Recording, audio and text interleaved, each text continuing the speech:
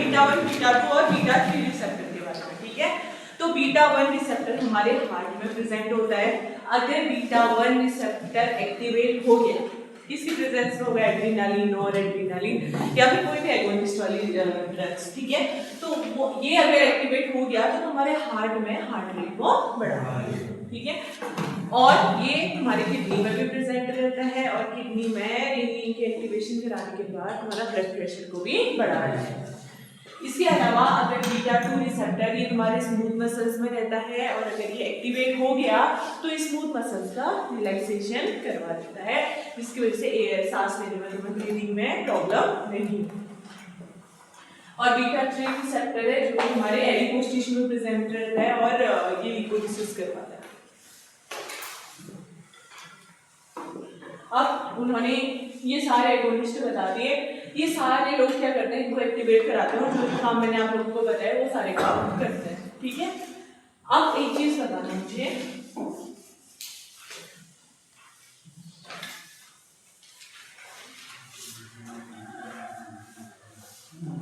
क्या हो अगर मैं बीटा 1 को ना ब्लॉक कर दूं, अगर मैं बीटा 1 को ब्लॉक कर दूं क्या होगा बताओ, हार्ट रेट, ब्लड प्रेशर। तो अगर बीटा 1 को ब्लॉक कर दे तो हार्ट रेट भी गिर जाएगा और बीपी भी गिर जाएगा।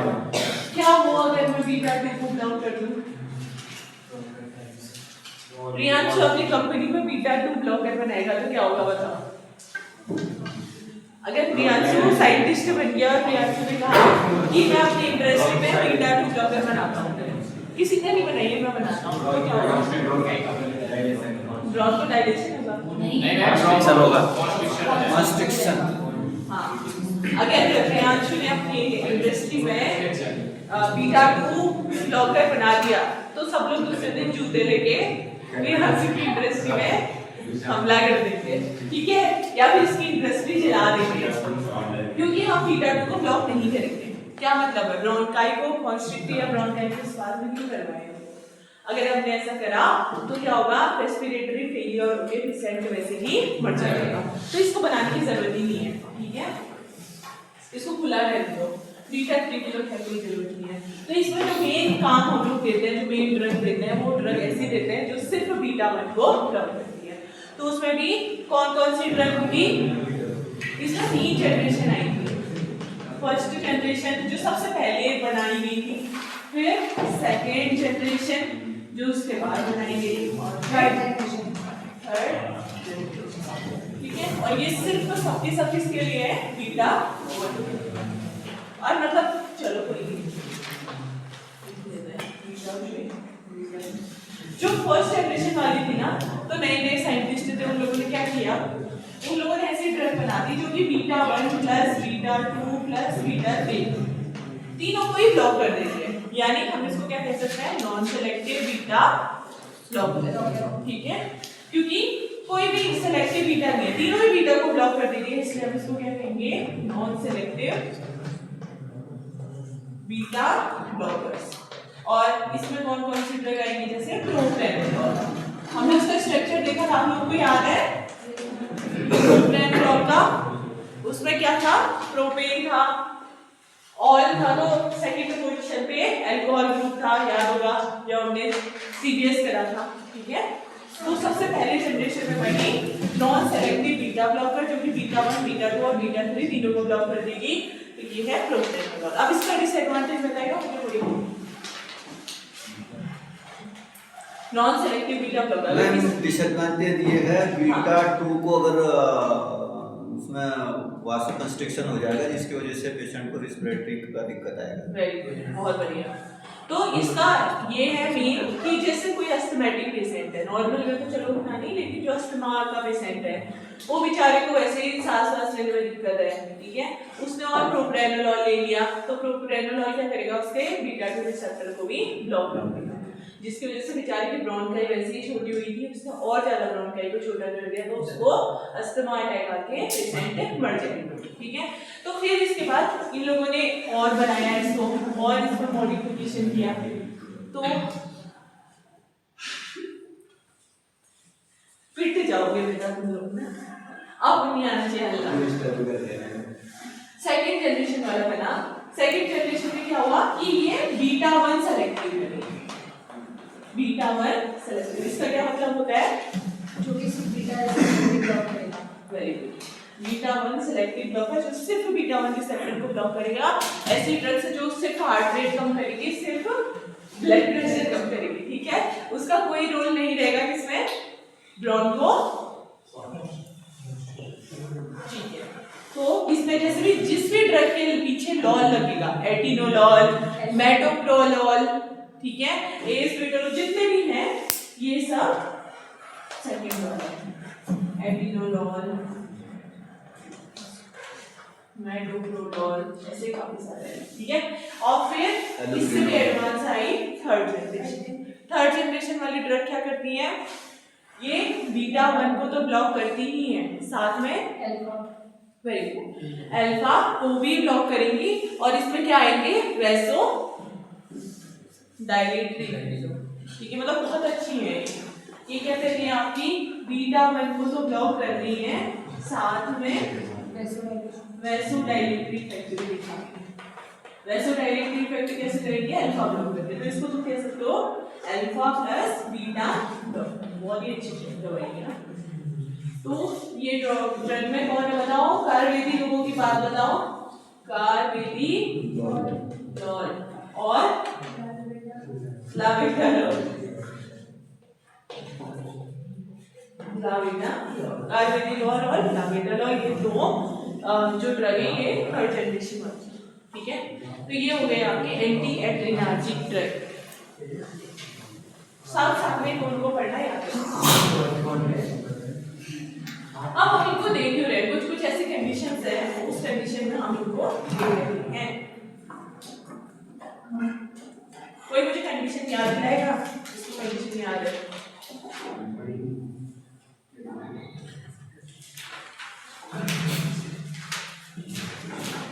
हो गया नहीं? Note down.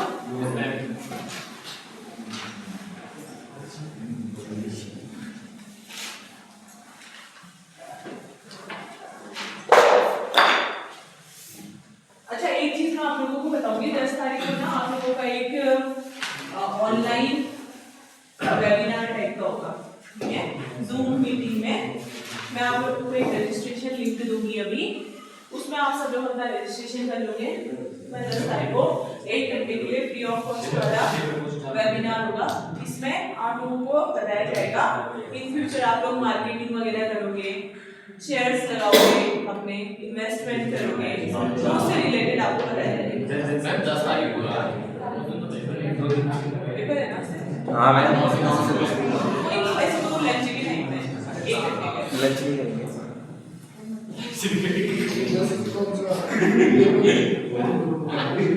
क्या हो गया मेरे साथ? क्या लग गया इसको? परेशान है।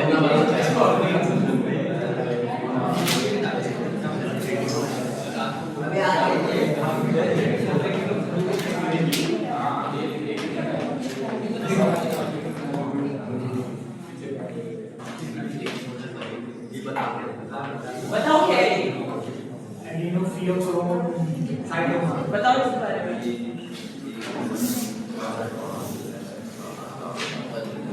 इसके बारे में किसको पता है? जिसको पता है वो क्लास में सबसे होशियार इंसान माना जाएगा आज से। बस मेरी कक्षा का सबसे होशियार बच्चा।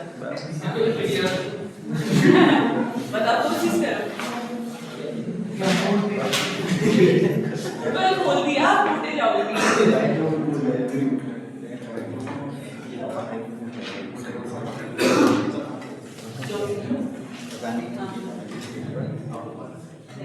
ऐसे होशियार है संजय हमारी क्लास में, हाँ ठीक है? तो पता ही था मेरे को पहले से। देखो ये कंडीशन है एडिनोफियोक्रोमोसाइटोमा, ठीक है। इसका मतलब है एडिनो मतलब एड्रिनल ग्लैंड से बात है, तो ये है ट्यूमर कहाँ का? एड्रिनल ग्लैंड, ठीक है। एड्रिनल ग्लैंड आप सब लोग जानते हो ना, कैसे वहां पर तो क्या बन रहा था? एड्रीनालिन बन रहा था, हो रहा था। तो अगर किसी को ट्यूमर हो जाए एड्रिनल ग्लैंड में, ऐसी ग्लैंड जो किडनी के ऊपर है, ठीक है, वहां पर अगर किसी को ट्यूमर हो जाए तो उस कंडीशन को, उसमें क्या होता है? कि जो आपका नॉरएपिनेफ्रिन है, ट्यूमर होगा कहाँ, एड्रीनल ग्लैंड में, जिसकी वजह से जो नॉरएपिनेफ्रिन है ना, इसका रिलीज बढ़ जाएगा। ठीक है, अगर नॉरएपिनेफ्रिन बहुत ज्यादा बढ़ गया तो क्या हो जाएगा, इससे ब्लड प्रेशर बहुत ज्यादा बढ़ जाएगा, और जिसकी वजह से हाइपरटेंसिव क्राइसिस हो सकता है, मतलब बहुत खतरनाक, ये बीपी बढ़ जाएगा तो पेशेंट की डेथ हो सकती है। ठीक है, एडिनोक्लियोसाइटोमा ऐसा कंडीशन है जिसमें हमारी जो एड्रीनल ग्लैंड होती है वहां पर कोई ट्यूमर हो जाता है, ट्यूमर की वजह से नॉरएपिनेफ्रिन का रिलीज बढ़ जाएगा, नॉरएपिनेफ्रिन बढ़ जाएगा तो उसकी वजह से ब्लड प्रेशर भी बढ़ जाएगा, और ब्लड प्रेशर बढ़ जाएगा बहुत ज्यादा तो हाइपरटेंसिव क्राइसिस हो जाएगी।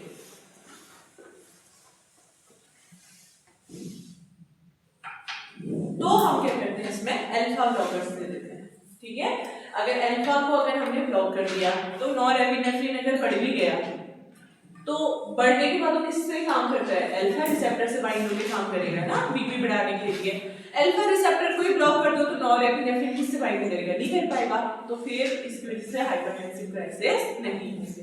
क्योंकि देखो ट्यूमर को तो हम ही रोक सकते हैं, ठीक है, ट्यूमर को रोकने के लिए क्या चाहिए, कीमोथेरेपी चाहिए, केमिकल से हम लोग जो कैंसर सेल्स होते हैं उनको मारते हैं, उसको खत्म करते हैं। ठीक है, तो फिर उसके बाद ट्यूमर होता क्या है बताओ, कैंसर क्या होता है, एब्नॉर्मल ओवरग्रोथ या फिर ऑफ सेल्स। ठीक है, सेल्स क्या होगी, बहुत ज्यादा उनकी ग्रोथ होते रहेगी। ठीक है, तो इसी कंडीशन को ट्यूमर कहते हैं। तो उसकी ग्रोथ को रोक देते हैं और जो भी ट्यूमर सेल्स होते हैं उनको मारते हैं। ठीक है, तो कीमोथेरेपी से करते हैं हम लोग। तो ये ऑब्वियसली कीमोथेरेपी तो है नहीं, तो हम लोग क्या करते हैं, ट्यूमर को कुछ नहीं कर सकते, जो हुआ सो हुआ, नॉरएपिनेफ्रिन का रिलीज बढ़ा तो बढ़ा, लेकिन नॉरएपिनेफ्रिन रिलीज भी होगा तो एक्ट कैसे करेगा, जब वो अपने रिसेप्टर से बाइंड करेगा। अगर हम उसके रिसेप्टर को ही ब्लॉक कर दे तो नॉरएपिनेफ्रिन किसके साथ बाइंड करेगा, तो हमारा बीपी नहीं बढ़ पाएगा। इस कंडीशन को हम लोग मैनेज करेंगे।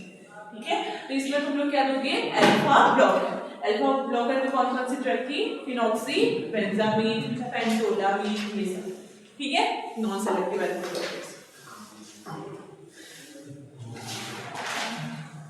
ओके, चीज रिएक्शन के बारे में कोई बताएगा मुझे, चीज रिएक्शन क्या होता है, हाँ सही बता रहे हो, बताओ बताओ, माओ को इनहिबिट करता है, नहीं आधा बता रहे हो अभी,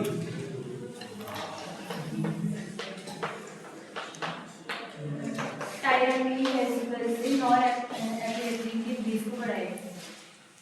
टायरामीन किसके साथ रिएक्ट करेगा, वेसिकल से नॉरएपिनेफ्रिन, नहीं अभी भी आधा अधूरा बता रही हो, तुम दोनों मिल जाओ एक बार, टायरामीन और मामो को मिला दो, मिलाएंगे तो उससे अब आंसर मैं खुद से ही निकल लूंगी। अच्छा एक चीज बताओ, माओ इनहिबिटर अगर तुम दोगे, ठीक है, माओ को तुमने इनहिबिट कर दिया तो क्या होगा, वो जो डायग्राम मैंने बनाया उस डायग्राम को सुन लो। नॉरएपिनेफ्रिन साइनेप्स में निकला है, नॉरएपिनेफ्रिन को मेटाबोलाइज कौन करा रहा है, माओ, माओ को इनहिबिट कर दिया तो क्या होगा, नॉरएपिनेफ्रिन बढ़ जाएगा। टायरामीन क्या करता था, टायरामीन तो नॉरएपिनेफ्रिन के रिलीज को बढ़ा रहा है, तो माओ ए इनहिबिटर देके नॉरएपिनेफ्रिन हमारा ऑलरेडी बढ़ा हुआ है, ऊपर से हमने टायरामीन दे दिया तो नॉरएपिनेफ्रिन क्या हो जाएगा, बहुत ज्यादा बढ़ जाएगा, तो बहुत ज्यादा बढ़ेगा तो हाइपरटेंशन क्राइसिस हो जाएगा। तो इसी को कहते हैं चीज।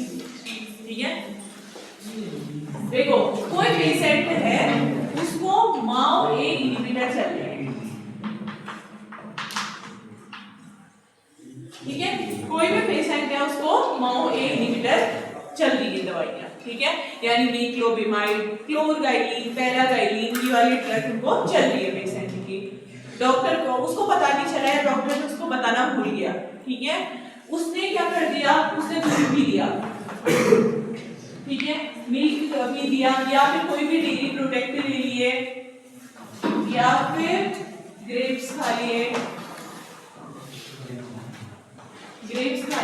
या फिर ऐसी कोई भी चीज खा ली जिसमें टायरामीन होता है, ठीक है, ऐसी कोई भी चीज खा ली जिसमें क्या है, टायरामीन होता है, तो क्या होगा देखो, माओ इनहिबिटर अगर हम देते हैं तो क्या होगा, नॉरएपिनेफ्रिन का रिलीज बढ़ जाएगा ऑब्वियसली।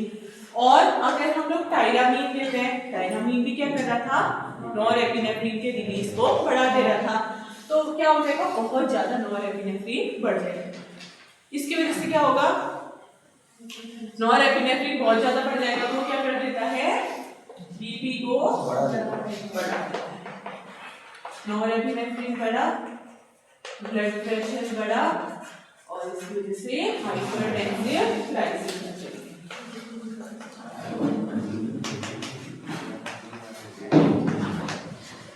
ठीक है, हाइपरटेंसिव क्राइसिस आ जाएगी।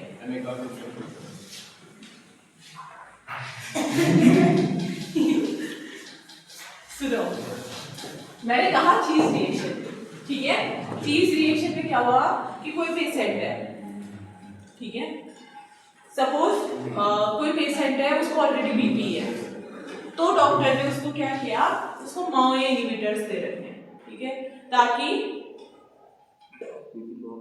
बीपी नहीं है उसको। माओ इनहिबिटर कैसे पेशेंट को देंगे बताओ? हाँ, जिसमें ऐसे पेशेंट है जिनके अंदर हमें नॉरएपिनेफ्रिन के लेवल को बढ़ाना है, ठीक है, ऐसे। तो सपोज कोई पेशेंट है, ठीक है, उसका बीपी डाउन है, ठीक है, उसका ब्लड प्रेशर डाउन है, या फिर कोई भी पेशेंट है उसके अंदर, उसको डॉक्टर ने पहले से ही दवाइयां चला रखी है, कौन सी वाली, माओ इनहिबिटर, ठीक है, जैसे मैक्लोवेमाइन कोई पेशेंट खा रहा है पहले से, या फिर पैराडाइलिन, या फिर क्लोरोडाइलिन, ऐसे काफी सारी हैं, ठीक है, ये कोई दवाइयां हैं, ये किसी पेशेंट की पहले से चल रही है, लेकिन डॉक्टर ने इस पेशेंट को ये नहीं बताया कि बेटा घर जाके दूध मत पीना, या फिर घर जाके कोई डेयरी प्रोडक्ट मत खाना, या फिर अंगूर मत खाना, लेकिन बेचारे पेशेंट को पता नहीं है, घर आया बोल रहा है कि यार मैं दवाइयां खा रहा हूँ, मेरे को कमजोरी हो रही है, अंगूर खा लेता हूँ, या फिर उसकी मम्मी बोल रही है ले बेटा दूध पी ले, अब थोड़ा दवाई खा के कमजोरी आ गई है, तो क्या होगा इस केस में, इन दूध या फिर ये जो डेयरी प्रोडक्ट है या फिर अंगूर है, इसके अंदर क्या मिलता है, टायरामीन। मैंने आप लोगों को एड्रेनार्जिक सिस्टम जो पढ़ा रही थी तब बोला था कि टायरामीन क्या करता है, वेसिकल के अंदर से नॉरएपिनेफ्रिन के रिलीज को बढ़ा देता है। ऑलरेडी यहाँ नॉरएपिनेफ्रिन बढ़ रहा है, यहाँ पर और नॉरएपिनेफ्रिन बढ़ जाएगा, तो क्या हो जाएगा, बहुत सारा नॉरएपिनेफ्रिन हो जाएगा, तो वो क्या करेगा, अल्टीमेटली हमारे ब्लड प्रेशर को बढ़ा देगा, जिसको हम लोग क्या कहते हैं, हाइपरटेंसिव क्राइसिस। तो इसको रोकने के लिए भी हम अल्फा ब्लॉकर्स दे देते हैं, फिनॉक्सीबेंजामीन या फिर फेंटोलामीन, ठीक है, तो इसकी वजह से चीज रिएक्शन से हम लोग बच जाते हैं। इसके अलावा और किसी को कुछ याद है, और क्यों देते थे हम? हाँ बोलो बोलो। क्लास में नहीं खाता था, मैं सब मेरे दिखा देता हूँ। कौन डेवलपमेंट और बताओ कौन था उस क्लास में? तुम थे कुणाल? कौन था? करण तुम तो, तुम भी थे कोई? क्यों नहीं थे फिर?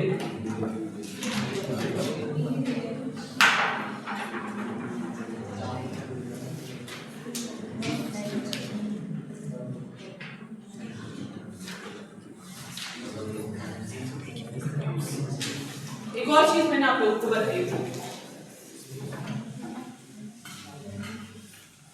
इससे रिलेटेड। देखो, अगर हम अल्फा रिसेप्टर को ब्लॉक कर दे रहे हैं तो हमें सबसे इम्पोर्टेंट क्या चीज है, अगर हमने अल्फा को ब्लॉक कर दिया, ठीक है, तो हमें क्या मिल रहा है, वैसोडाइलेशन, हमारे ब्लड वेसल्स क्या हो जा रहे हैं, डायलेट हो जा रहे हैं, ठीक है। अब दो चीज सुनो तुम लोग, पहले ये तुम लोग बहुत वो कर रहे हो, ये नंबर उठ के इधर आओ,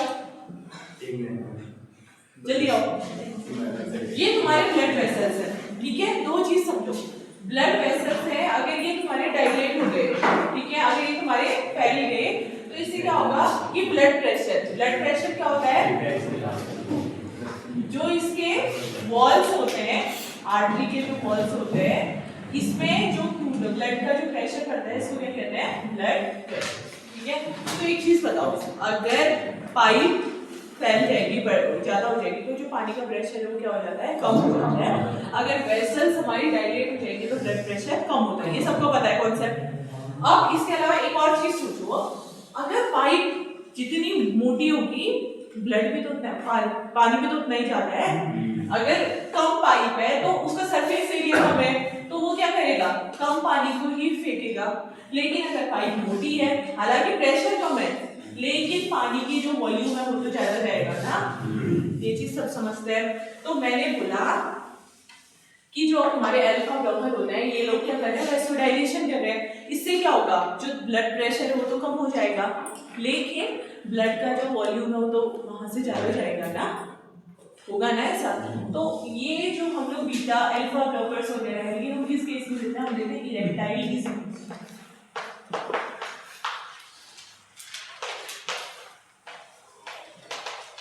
ठीक है, इरेक्टाइल डिसफंक्शन के केस में तुम आ गया हो जाएगा, अलग अलग बैठ हो सकते हैं। और वो प्रियांश क्यों ले जाओ, वो बैग सब सारी अलग, उसको यहाँ रखो, बैठो। हाँ रख दिया उन्होंने, क्या हो गया, ठीक हो गया नम नितिन तुम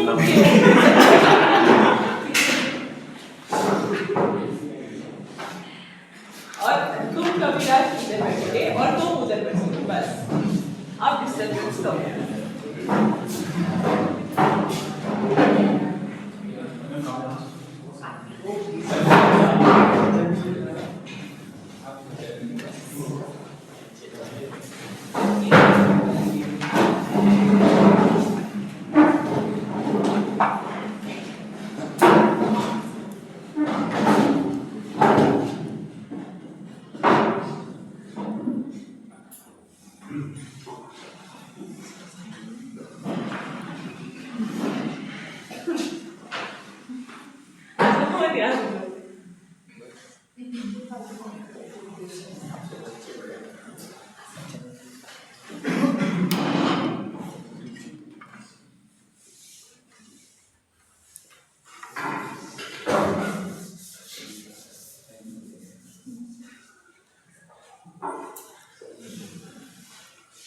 चलो, तो मैंने कहा जो आपके अल्फा ब्लॉकर्स होते हैं, ये लोग क्या करते हैं, वेसोडाइलेशन करते हैं। वेसोडाइलेशन करेंगे तो जो ब्लड वेसल्स है वहां से ज्यादा वॉल्यूम में ब्लड जा पाएगा ऑर्गन्स में। ठीक है, अब इसमें मैंने कहा ये तुम्हें इरेक्टाइल डिसफंक्शन के जो पेशेंट होते हैं उनको दिया जाता है। इरेक्टाइल डिसफंक्शन में मेनली क्या होता है कि जो पेनाइल इरेक्शन होता है ना, वो नहीं हो पाता है। ठीक है, इन पेशेंट में। तो उसके पीछे क्या रीजन है कि जो वहाँ जो ब्लड है वो प्रॉपर नहीं फ्लो कर पा रहा होगा, ऑब्वियसली। ठीक है, तो ये जो ड्रग्स होते हैं ये क्या कर देंगे, वेसोडाइलेशन करेंगे। तो वेसोडाइलेशन होगा तो क्या होगा, ब्लड ज्यादा फ्लो होगा और इसकी वजह से इजी होता है पेनाइल इरेक्शन में। तो इसलिए जो इसका ट्रीटमेंट होता है उसमें हम लोग अल्फा ब्लॉकर्स देते हैं। ठीक है, तो अब हम लोगों ने क्या क्या देखा, अल्फा ब्लॉकर्स के यहाँ यूज देखे, इसके अलावा एडिनोफियोस क्रोमोसाइटोमा में देखा, इसके अलावा चीज रिएक्शन में देखा। ठीक है, और इसके अलावा अगर हमें ब्लड प्रेशर कम करना है उसमें हम लेंगे। ठीक है,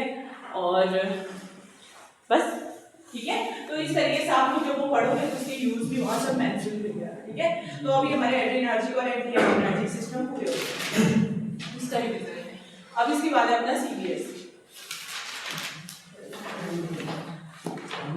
ये चालू है क्या कैमरा, इसको थोड़ा स्टॉप करो।